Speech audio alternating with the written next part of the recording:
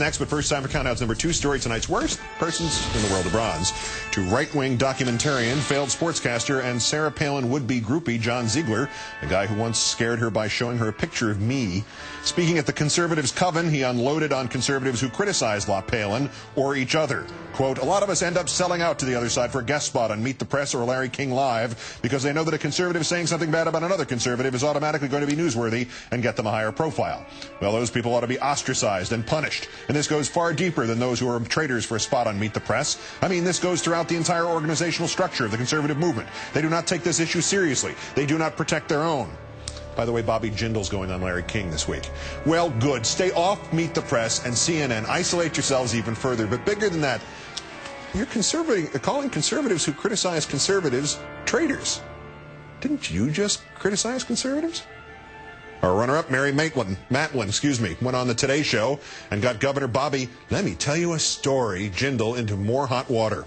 He's the greatest public policy innovator in the country today, she said. Bobby Jindal has made more progress in Louisiana in the shortest period of time in the history of the state and probably in the country. Education reform and ethics reform, everything that put Louisiana down in scale, is now one of the top states in the country. The annual report card on education in the states by Education Week for 2007, Louisiana 21st best. The annual report card on education in the states by Education Week for 2008, Louisiana 35th best. And this comes from a press release issued in January by the Louisiana Department of Education.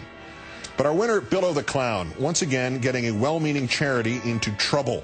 In 2007, it was the Naples, Florida branch of the National Center for Missing and Exploited Children, which had invited O'Reilly to be its keynote speaker at a fundraiser just weeks after he had claimed that when 11-year-old Sean Hornbeck was kidnapped by a pizzeria manager and held captive for 2 years, quote, "The situation here for this kid looks to me to be a lot more fun than what he had under his old parents. He didn't have to go to school. He could run around, do what he wanted. I think when it all comes down, what's going to happen is there was an element here that this kid liked about his circumstances.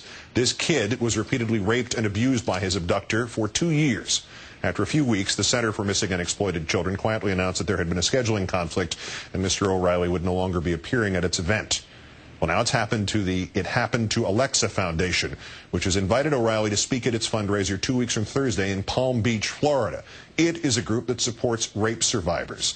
On August 2nd, 2006, on the air, O'Reilly blamed a rape and murder victim for her own terrible death.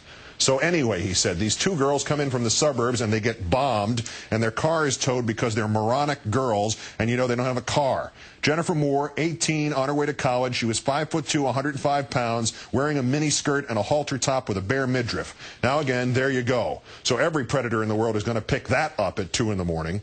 Translation, she was asking for it.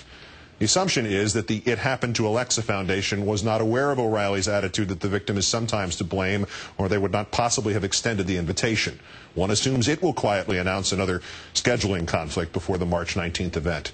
But there's one person who knew about O'Reilly's attitude, and if he had a soul, he would have had the decency not to expose this group to his bitter hypocrisy. And that, of course, is Bill O'Reilly, today's worst person in the world.